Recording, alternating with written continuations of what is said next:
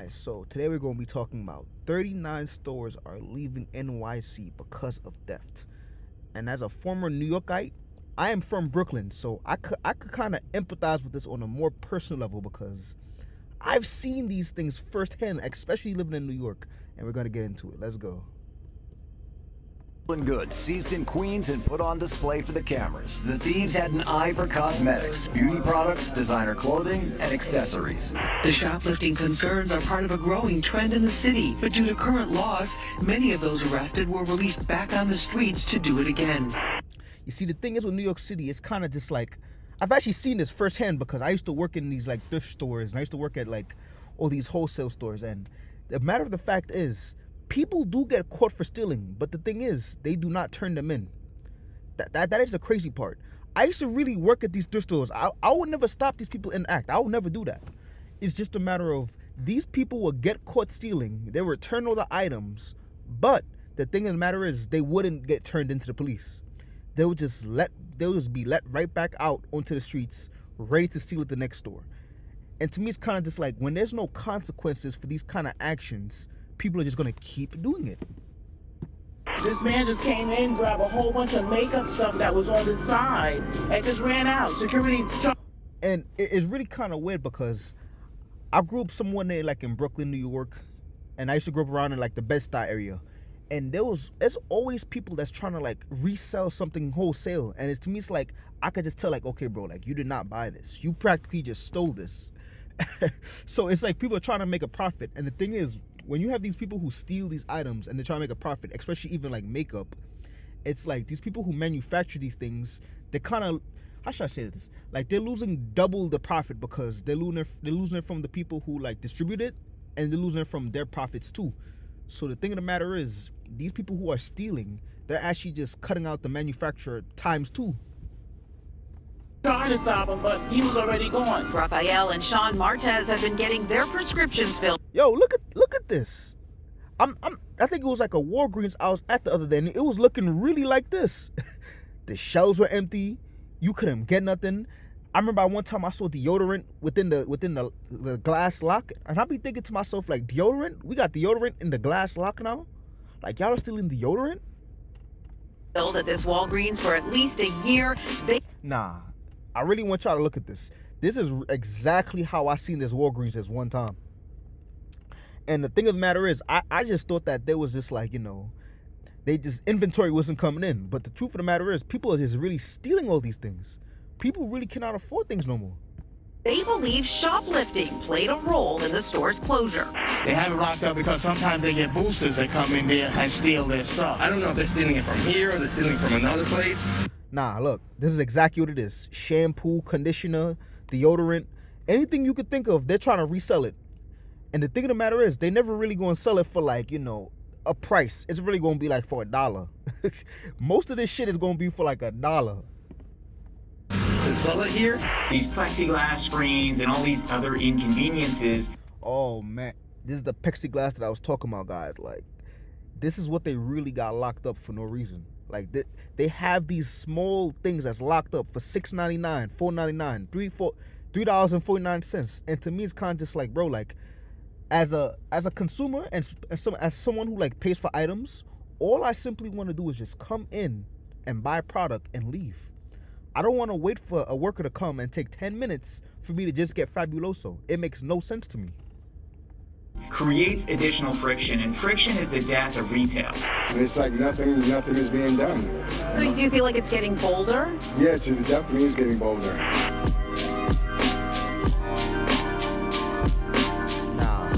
So, nearly half of New York City's drugstores have disappeared over the last decade as retail theft. I think within my area, there was like I'll say a good 6 of them in my area, like almost 10 years ago. But now in 2024, 2025, there's only 2 left. Continues running rampant. But what nobody's talking about is all of these pharmacy closures. They're happening 1 year after our leaders promised to get tough on shoplifting, a promise many businesses are still waiting for them to keep. And sadly, if you walk through any pharmacy in town, you'll be greeted with all the signs that the high crime environment afflicting our... Oh man, I'm not gonna lie, I've never seen this one, but we really reached a point in society now where They take a picture of the item and you have to call the worker to get the item. Nah, bro. I've never seen this one before, but if I seen it, I would have blacked. Because this one is just outrageous. This one would have took me out. This one would have really took me out. If I came into the store and I was looking for this item and I seen this paper and I seen this paper of a picture of the item I want, I'm just walking out. There's too much friction going on between like me just buying something and it just being like, you know, readily available to me. Our Stores is here to stay, with locations throughout New York locking up their products because here we won't lock up our criminals. Because stealing here's been decriminalized, making New York a breeding ground for professional criminals who take things that aren't theirs and then sell them on the internet or on the side of the street somewhere. Perpetually funding illegal retail arbitrage businesses that will... And like I said, it's not even like they try to upsell you where it's like they're making a profit. The truth of the matter is, if they stealing items for like $10, $15, even $5, they're selling that shit for like $1 a pop, $2 a pop. They're going to be cleaning out this whole suitcase and they're not even going to be net positive. But then again, like I said, they still live for free. So, you know what? Everything is net positive to them. So, never mind. Exist as long as shoplifting here remains a non-jailable misdemeanor, provided it's peaceful shoplifting that doesn't escalate to a physical altercation with another person. As for some reason, our criminal sympathizer leaders don't think destroying security barriers or cutting security tags counts as violent behavior. And that brings us to the real reason why New York is losing so many pharmacies, leaving many neighborhoods without a viable alternative to get things like prescription medication or everyday basic... I can't even go to the store and get Benadryl no more. Items. Many of these businesses were already struggling for a variety of reasons, and as retail theft continues to creep up, it erodes whatever was left in the store's market. I remember this one time, because I'm a truck driver, I remember this one time, like, I forgot where, I was in Colorado, I think, and I needed like a new set of boxers. And bro, when I went into the Walmart and I seen that the boxers and the socks was locked up, I really sat there and thought to myself, like, ain't no way this is possible, bro. Like, you can't even go to the store and just grab boxes and leave. Like, who's stealing boxes? Margins leaving them no choice but to shut down, something Walgreens alone did 22 times last year, leaving it with just 189 locations left in... The only thing that's left is water. That's the only thing they can't steal is the water, but everything else is gone.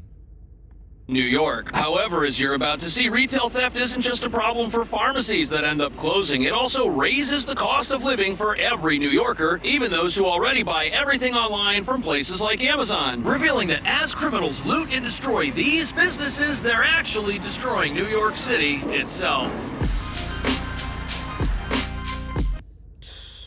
Let's run that one back. Let's look at this. Destroying New York City itself. I've been looking at these a lot around New York City. I'm starting to see them a lot around New York City. And I'm starting to realize that you can never really get away with crime in New York City because these things are literally everywhere. So you could be in a getaway car, you could be in a mask, it does not matter. These things are all over the city. So the thing of the matter is, it's kind of just like, you can't get away with crime, but you could get away with theft. So what's the point of even having these?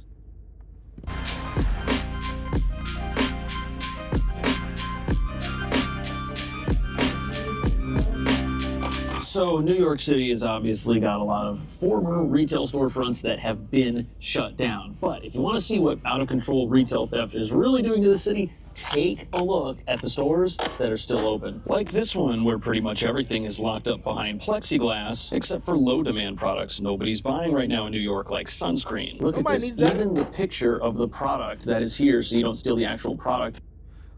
I'm telling you, if I came into the pharmacy and I seen this, I'm turning up. I'm just walking out and turning up. Ain't no reason why I gotta come to the store to grab something really quick and wait 5-10 minutes for someone to give me this product. There's no way this is possible. Even it's locked up so you don't steal the picture. But on top of all this in-store security, you'll also see something else, a blinking camera array on top of this CVS with flashing lights meant to scare criminals into thinking the police could be inside or at least watching. But sadly, none of this security is having the intended effect because our stores are still shutting down. It's terrible what's going on.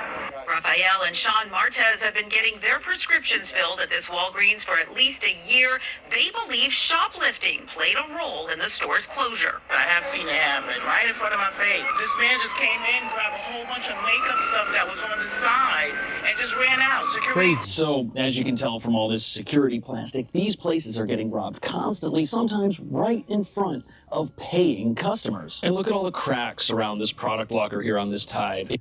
And I think the crazy thing is people don't really understand like the economics of like when people actually steal things, it either causes people to hire more, it either causes these companies to hire more workers, make these items more expensive, or it allows them to close down and it only be a select few places you can actually go within your neighborhood to buy products.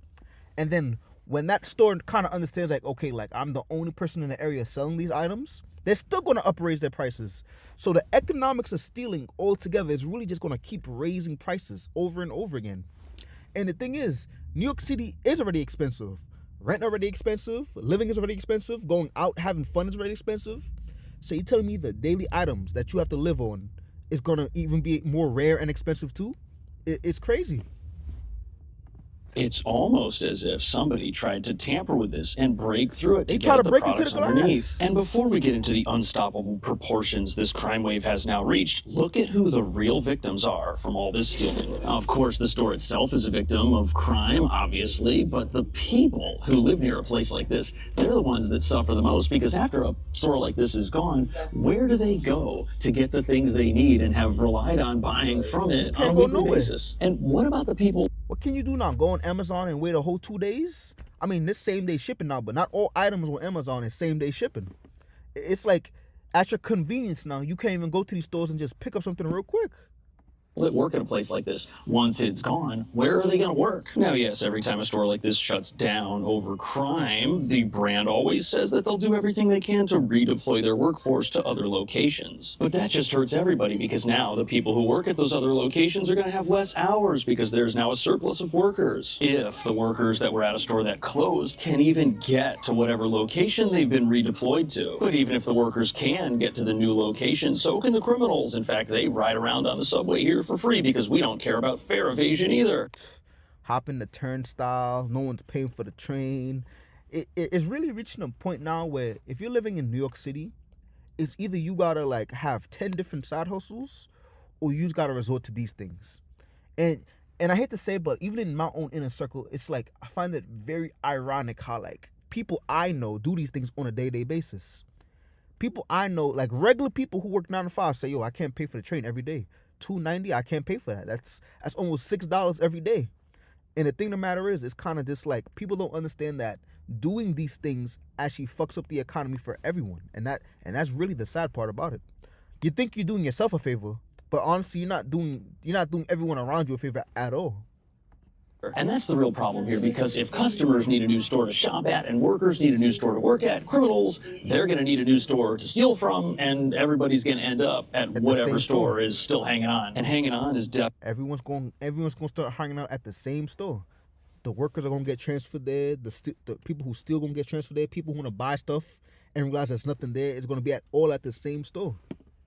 Definitely the best way to describe it. After one Upper East Side pharmacy closed, the sole surviving location said that they were getting robbed once an hour. And as you're about to see, closing stores is not going to put a stop to New York City's theft problems at all. In fact, it's only going to make it worse. Another guy, while he was chasing him, stole candy. And it's like nothing is being done. So do you feel like it's getting bolder? Yeah, it definitely is getting bolder. Walgreens said only economic headwinds are making it too difficult to cover. So the reason it seems like theft is getting more out of control and thieves are getting bolder and more brazen is because they have to. You've got the same number of criminals, but now you've got fewer stores to steal from. Like this CVS right here. It's that. This shit is crazy, I'm telling you. I'll probably say, even when I was a young cat, like 10, 12 years ago, I knew people that like would buy storage units and all the stuff that they stole would be in that storage unit, and they would always retail sell it later on down the line. And this was like 10, 12 years ago. And now it's really just reaching a point now where people have to resort to these kind of acts. And I do hate to say, but when I used to work in these retail stores, I never used to try to catch these stealers. I used to see people that try to do it, but me personally, I'm not stopping someone from stealing. All I'm simply going to do is just report it, and that's it. Because at the end of the day, I'm not putting my life on the line for people that steal. So the thing is, people who still kind of understand, like, okay, like, there's no repercussions to this, and they're just going to keep doing it. Once they realize, like, okay, no one's really going to, like, there's going to be no penalty for stealing, I'm just going to keep stealing. Even if there's people in the store, I'm just going to do like right in front of people. Like the lady just said, some guy just stole candy. Like candy. Theft problems definitely got worse after the Walgreens, which was across the street, shut down. When that happened, any crime that was taking place split between the two stores now all has to happen at just one store. And you can tell from the lack of rust and dings in the paint on these cabinets that many of them are a recent installation here. And not only are many of these aisles completely walled off on both sides, you've also got that blinking security camera. The store's literally doing everything it can to deter crime. And that's because any surviving store is under more pressure now than it's ever been, and there's no way out from any of this. Unless, of course, laws were to be passed that made crime again. But since that's not happening, every single thing you see here are the last moves of a store that probably won't be here forever. But you know, the real problem is all of this product security. It doesn't just deter thieves, it also deters customers. These plexiglass screens and all. I'm telling you, with that plexiglass, it's like I'll be on my last bloodline where it comes to like I have no patience to wait for someone for 5-10 minutes. And the thing is, people really have to see that once the economics get bad with people always stealing, that just basically means that the people who own these stores gonna hire less people, and with less people, there's gonna be more demand on like 1 or 2 people in the store. And the thing is, 1 or 2 people can't work at 100% efficiency. Because at the end of the day, you're just one person or 2 people working at a big store. So the thing is, it's like you just at the plexiglass, just waiting 5-10 minutes. You just waiting for somebody to come. And half the time they don't even come. It's like you have to go to them. All these other inconveniences that are added to customers who are simply there to make a purchase creates additional friction, and friction is the death of retail. Walgreens said in a statement, friction is the death of retail. He's 100% right, and if it takes longer to buy things in a physical store, less people are going to put up with that. But it's not just the inconvenience factor that's a big deal here. All this security costs money. It's not free, because every time somebody wants to buy something, they need a human to help them get it, and that costs money. And that money can only come from one place. Just look at the price of this deodorant. It's absolutely expensive. No way. Ain't no way that deodorant is $11. Nah. The summertime gonna be crazy, because ain't no way you gonna sit there and tell me just to stop from smelling it's going to be $11 for deodorant. $11. This one says $20. I don't know what that $20 is at. Maybe they got that one wrong, because ain't no way.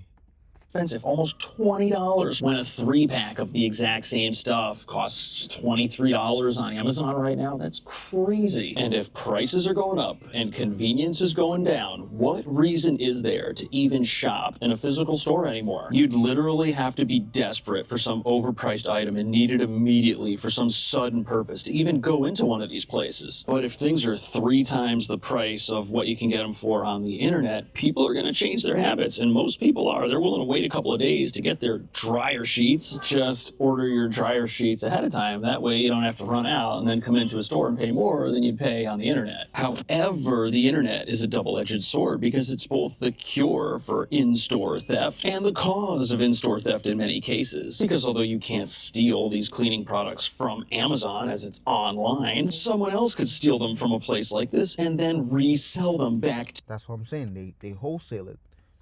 I remember one time when I used to be living in Brownsville. This is in Brooklyn. Like, they used to be people all the time sell to my mother like deodorant, shampoo, conditioner. Sometimes they'll even come with plants. They'll come with these large furniture items like, yo, like, do you want this? And I used to always think to myself, like, they're only trying to resell it to you for a lower price so that you don't have to go online. So the thing is, it's like they're becoming a wholesaler now, because if you really look at it, they actually getting this for free.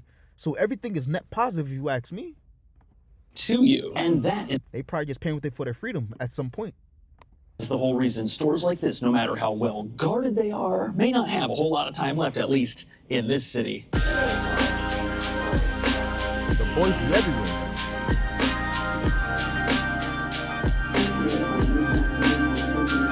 So this right here behind me is probably the most well-guarded Walgreens in the entire city. Not only does it have security cameras, but we're in a brand new train station, which is being patrolled by National Guard troops, and exits are limited. You can't just run out of this place right through this massive front door and then be on the street. No, you're still in a facility which is being monitored. But even though you'll see a few more free-range products on the shelves of this particular store compared to the CVS we were just in, there is still a lot of progressive plexiglass in here, that's for sure. Nah, we gotta run that one back. Hold on. Yes, we were just in. There is still a... I'm just not walking into the store, bro. There's no way. Why as a consumer, I have to come into a store where it's like everything is just locked up. Lot of progressive plexiglass in here, that's for sure. Because sadly, even a place like this is not immune to theft. As long as there are resale markets that are not held accountable for the sale of stolen goods, then this kind of conduct is only going to get worse. Here's how it works. A criminal network hires an individual or crew called boosters. After robbing a retailer, they turn over the stolen goods to someone waiting nearby called a fence. The fence then takes the haul to a home or warehouse where a cleaner removes... This is exactly what I seen when I was younger. And the funny thing about this is not something that's been happening recently. This is something that's been happening for like years. But now people are just starting to realize this because now it's actually becoming a problem for a lot of people. And it's so funny that I told this story right before I saw this, because it's like what I said. They would buy these storage units and put all these stolen goods just to the cleaner. And this is actually crazy because like now people are actually starting to pay attention to this.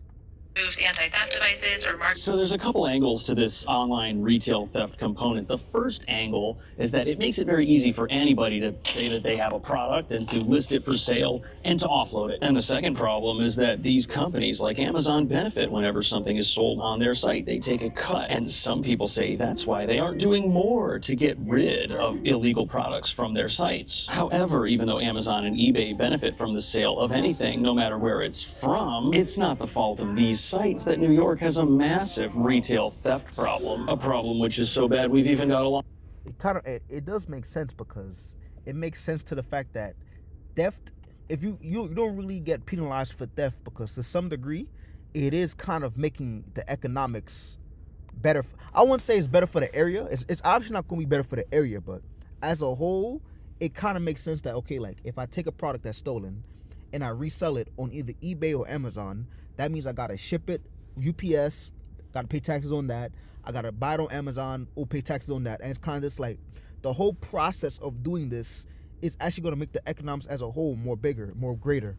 And the thing is, it's like it kind of makes sense why people, like some people be like in power who always be like, oh yeah, like let's just not stop people who steal. It's gonna be bad for people in the local area, but I think as a whole, as a nation, it's just like, okay, like people who do this, the economics is simply just going to be greater, because now there's another process of like taking these products, putting it on like, a website and reshipping it. Lock up our ice cream with a massive padlock. Look at a lock on the size of this thing. Now, of course, you can't sell ice cream online, but there's another place you can sell it in New York City, which is why this stuff, too, is locked up, revealing that it is not the fault of the internet alone that New York has a $4.4 billion shoplifting economy. But before we get into the other ways stolen products are offloaded in this city that is unique to it, it's important to understand that even if Amazon stamped out every illegal listing on their entire site, this stuff, it would still get taken and it would still end up somewhere else, because people who steal want money. And even though Amazon and eBay probably should be doing more to keep the sale of illicit goods from taking place on their platforms, the real problem is places like New York aren't doing enough to stop criminals from taking things in the first place. Here's an example of a serial shoplifter with over 100 arrests. How is this even allowed to happen? Serial shoplifter accused of stealing from Times Square store. Same day he was released from jail. The same day. That is crazy. He probably stole hundreds, maybe even thousands of dollars of items and was released the same day. To me, it's kind of just like, if people who was down bad, who was struggling, seen this, do you know what they're doing? They're gonna look at this and be like, okay, I could get an easy lick off this too.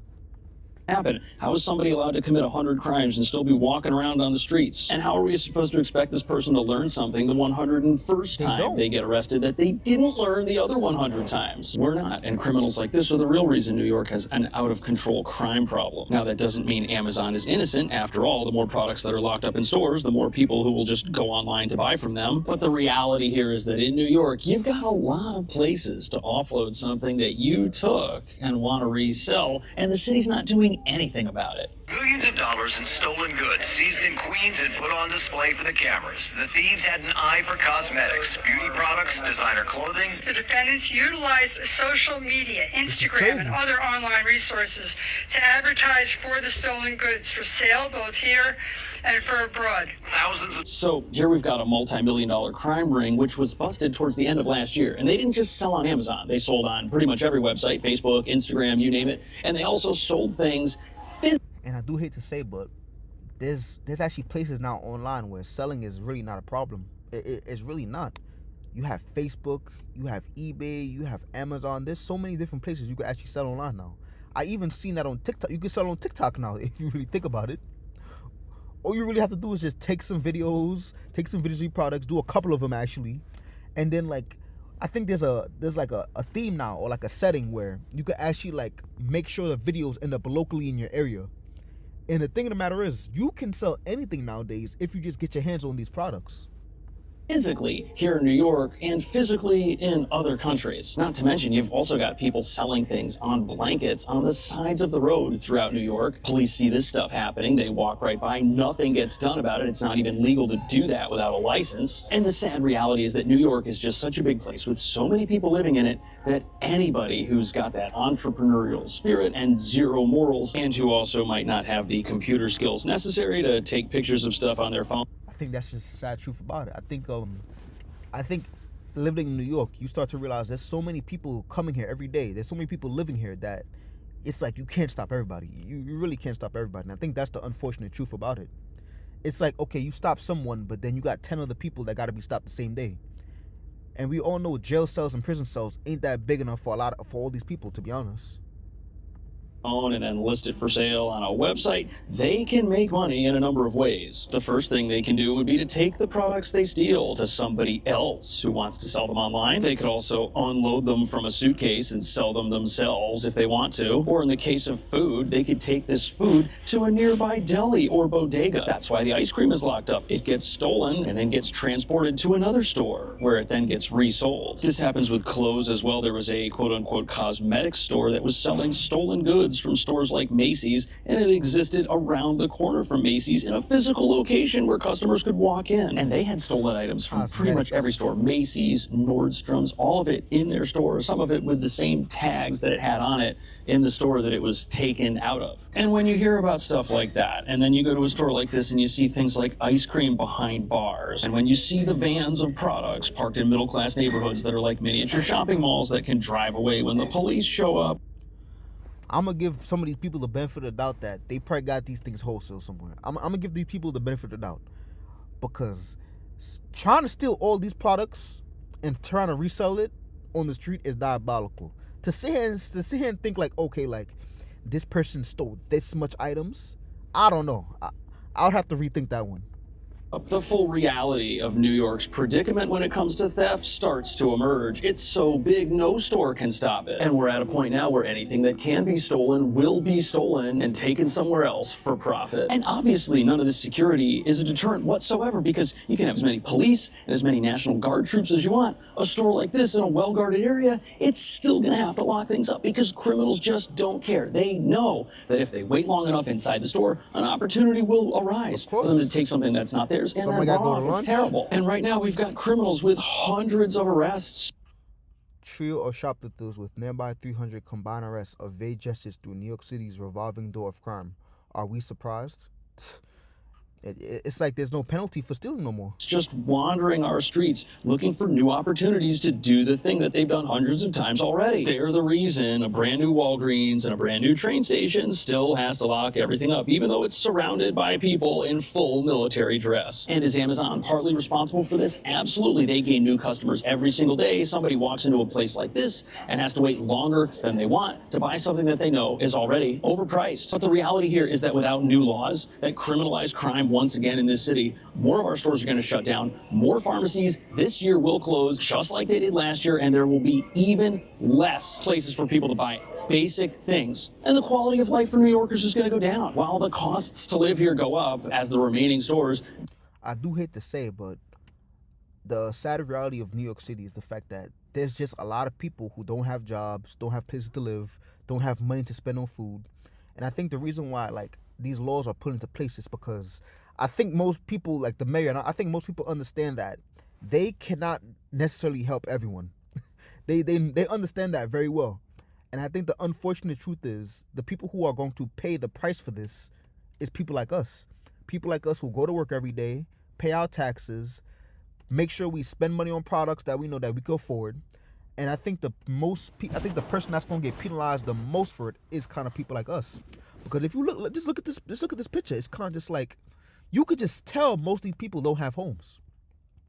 You could literally just tell like they're either in the shelter, they're either living with like 10 people deep inside a house, inside a room, and it's just like the cost of living is just going to go up higher and higher.